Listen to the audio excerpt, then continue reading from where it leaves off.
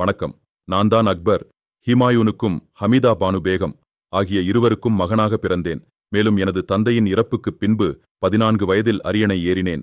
என்னுடைய பாதுகாவலனாகவும் ஆளுநராகவும் பைரம் கான் பணியாற்றினார். மேலும் 1556ஆம் ஆண்டு நடந்த 2ஆம் பானிபட் போரில் வட இந்தியாவை ஆண்ட சூர் வம்சத்தைச் சேர்ந்த ஹெமுவை வீழ்த்துவதற்கு பைரம் கான் பெரிதும் உதவியாக இருந்தார். மேலும் ஆளுநரான பைரம் கானை மெக்காவிற்கு அனுப்பி வைத்தேன். அப்போது குஜராத்தில் வைத்து ஆப்கானிர் ஒருவரால் பைரம் கான் கொல்லப்பட்டார். பின்பு அவரது மகனான அப்துர் ரஹீமிற்கு எனது அரசவையில் கானான் என்ற பட்டத்தை வழங்கினேன்.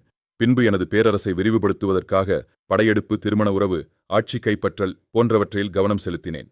மேலும் எனது படையெடுப்புகளான மத்திய இந்திய படையெடுப்பில் ராணி துர்காவதியை வீழ்த்தினேன் மற்றும் அகமது நகர் படையெடுப்பில் ராணி சந்த் பிவியின் அசாத்திய வீரத்தைக் கண்டு அவ்வம்மையாருக்கு சாதகமாக அமைதி உடன்படிக்கையை செய்து கொண்டேன். மேலும் மேவார் அரசர் ராணா உதய் சிங்கை 1568இல் நடந்த சித்தூர் போர் மற்றும் 1569இல் நடந்த ராந்தம்பூர் போரில் வீழ்த்தினேன். பின்பு 1576இல் அவரது மகனான ராணா பிரதாப் ஹால்டிகாட் போரில் என்னிடம் தோல்வியுற்ற போதிலும் சேத்தக் என்ற குதிரையில் தப்பி காட்டில் இருந்தவாறே போரைத் தொடர்ந்தார். இவ்வகை ராஜபுத்திரர்களின் துணிச்சலைக் கண்டு வியந்தேன். பின்பு ராஜபுத்திரர்களிடம் சுமூக உறவை மேற்கொள்ளும் வகையில் ராஜபுத்திர இளவரசியான மரியம் உஷ் ஜமானியை திருமணம் செய்தேன்.